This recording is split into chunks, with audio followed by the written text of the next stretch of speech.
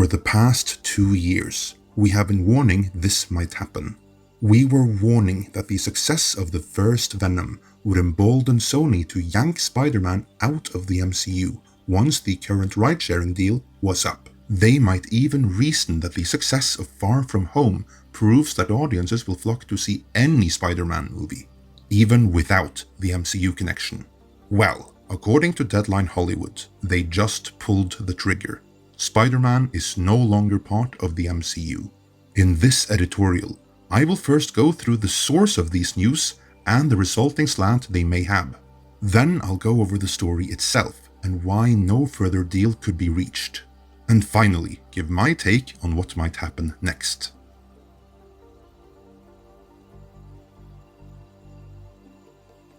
This story is huge, but it was first presented by Deadline Hollywood, written by Mike Fleming. Here it should be noted that from the Sony hack, we learned that whenever Sony wants to get word of something out there, but without issuing an official Sony press release, Mike Fleming of Deadline Hollywood is their go-to guy. They have an excellent working relationship with him and have fed him numerous scoops in the past. So, in all likelihood, this story comes directly from Sony. And if past interactions are anything to go by, Tom Rothman himself will likely have approved of the draft that was sent to Fleming.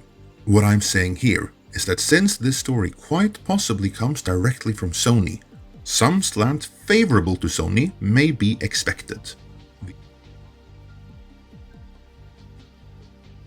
Before we move on, let's do a brief refresher on the original deal between Sony and Marvel, as that is about to become real important. The original deal was for 5 Spider-Man appearances in the MCU.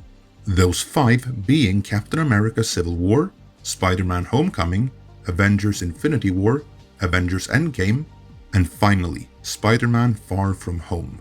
After that, the deal was up and Spider-Man would by default revert back to Sony, unless Sony and Marvel mutually decided to renew it, to give themselves an out in case of non-renewal. Sony locked Tom Holland into a contract with them for 6 movies and director John Watts for 3 movies, so that they would still owe Sony 1 more movie, presumably one where Spider-Man can be shifted into the Venomverse. You can count on that happening now.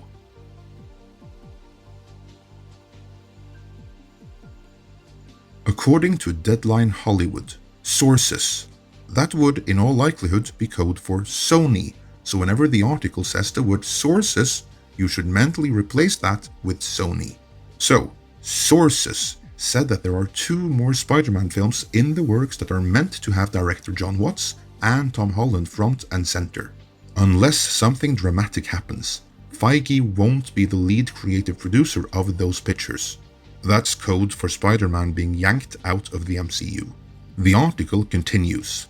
There's a lot of webbing here, but it all comes down to money, and it's easy to understand why both sides refused to give ground. Disney asked that future Spider-Man films be a 50-50 co-financing arrangement between the studios. And there were discussions that this might extend to other films in the Spider-Man universe. Sony turned that offer down flat, and Fleming doesn't believe they even came back to the table to figure out a compromise. Led by Tom Rothman and Tony Vinciquerra, Sony just simply didn't want to share its biggest franchise. Fleming was told Feige loves Spider-Man, arguably the biggest superhero character in the Marvel canon. He would have continued if Disney and Sony could have reached new deal terms. Sources said Disney's top brass for the past several months has sought new terms for Feige and the Marvel cross-pollination to continue. As the Spider-Man relationship grew, Feige and Sony Pictures chief Tom Rothman spoke about the possibility of a wider involvement in the Sony-controlled Spider-Man universe, which contains 900 characters.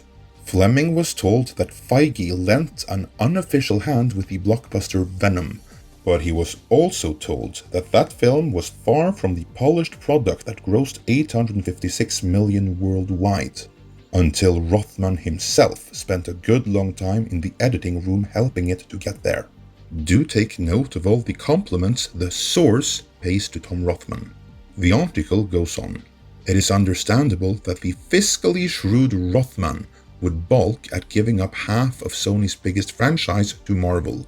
After all, Marvel already owns the merchandising on Spider-Man.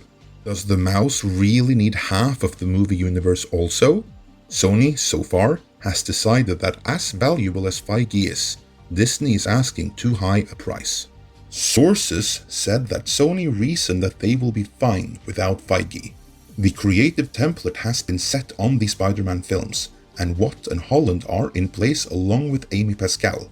Also, the Venom sequel is well underway with Andy Serkis directing Tom Hardy, and there is Morbius with Jared Leto, Kraven the Hunter, and another spin-off with the characters Silver Sable and Black Cat. And the Sinister Six film that got shelved. Sony, which once felt the ticking clock of generating a Spider-Man film every 3 or so years, to prevent a rights reversion to Disney, now has plenty of pictures to make.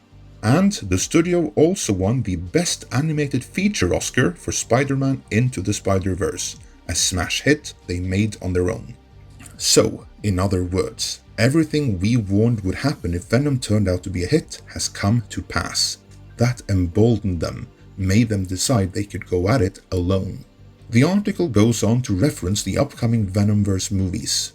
If Venom had flopped, this deal would have been in the can. But Venom was a hit, and that put Spider-Man's future in the MCU at a huge risk right there. Sony were playing hardball for sure, but a compromise could have been reached if both parties had wanted to. By the looks of it, Sony just didn't want to. To those of you thinking that Marvel won't allow this, there is not a damn thing Marvel can do. Sony are the ones that holds all the cards here. To those who were worried that Tom Rothman, previously the bane of both the X-Men, Fantastic Four and Deadpool while he was at Fox, would turn out to be a problem for Spider-Man, well, you weren't wrong. So, what happens next?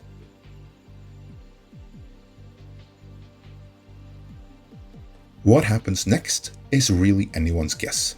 Maybe cooler heads will prevail and the parties return for further talks. But if they don't, then Spider-Man really is done in the MCU. You know the storyline that begun in the Far From Home post-credit scene? The one with Mysterio revealing Spidey's identity to the world? Yeah, that will not be followed up on in the MCU. In fact, there will be no further references to Spider-Man in the MCU period. He will just disappear. You can forget all about the rumors about the Wakandan Kraven. That isn't happening either. There will still be a third Spider-Man movie with Tom Holland though, made by Sony and Sony only. I would guess that they will put him into the Venomverse, and then they'll try to renew Tom Holland for more movies if they haven't already.